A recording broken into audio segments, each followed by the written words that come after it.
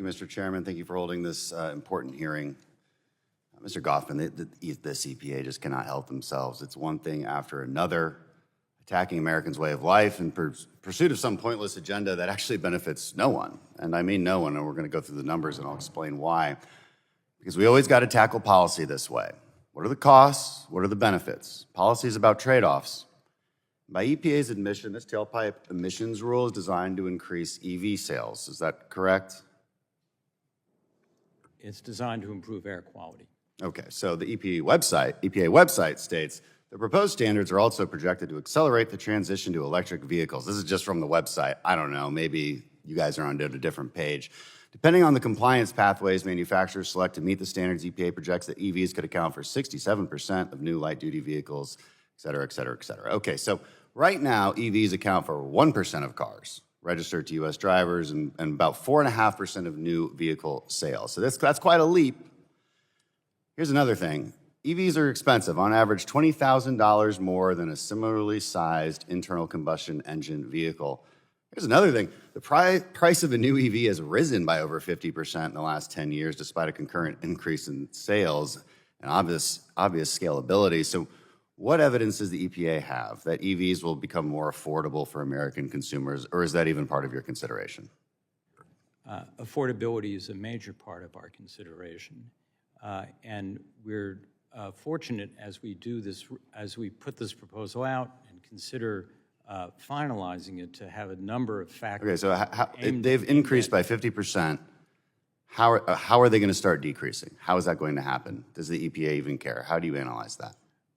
Well, one of the things we're doing is, and one of the things we observed even before we put the proposal out, is that a number of American manufacturers committed to the goal by 2030 of marketing 50% of their new car fleet as EVs.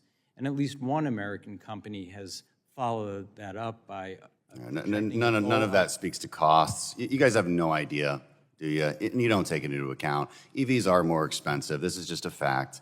It's the way they're built. It's the way they're processed. So the question is, they're going to be more costly, continuously more costly, as they always will be. So the question is, what benefit do we get from that? Are we saving people's lives by making them spend more on cars? No. You know, does the EPA, when you assess, you know, the benefits from emissions from EV vehicles, do you assess the life cycle emissions? Do you take those into account from production of everything that goes into it through the sale? We do look at that. Okay. Under the Clean Air Act authority, we look primarily and base our standards on. Yeah. I mean, I know you guys don't. You don't have any reports that do that, but luckily others do. International Energy Agency did a critical minerals report. They found that when you count all emissions of production, on average, a single battery for an EV, you have to dig up 500,000 pounds of earth. That involves heavy machinery, oil, gas. And let's not forget, 85% of critical mineral processing is in China. I'm pretty sure their environmental standards are not very high.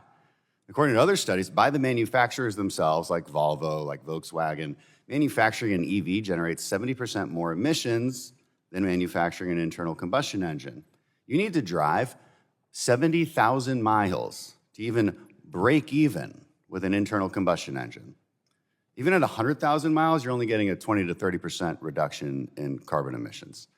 So it'll do nothing for climate change. It'll do nothing to reduce overall global emissions. And by the way, the EV owner already drives less, so it's unlikely that most of them have even reached the break-even point. So just by the math, in the short term, EVs increase emissions globally. That's just the math.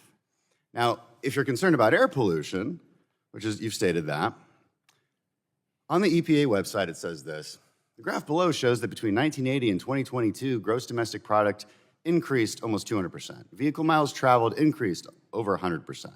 Energy consumption increased 29%, and the U.S. population grew by 47%, but during that same time period, total emissions of the 6 principal air pollutants dropped by 73%.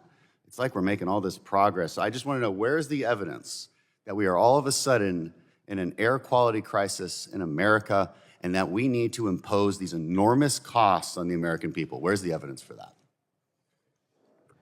I believe there's extensive evidence, and as it happens, it's reflected in a proposal we issued addressing There's extensive evidence that we've decreased our problems with air quality, that we've increased air quality in America. There's extensive evidence on your own website. It took me 5 seconds to Google it. That those pollutants have decreased by 73%. That's what your evidence says. And you want to impose these massive costs on the American people. That's why these bills are up for consideration today. And I yield back. Gentleman yields back.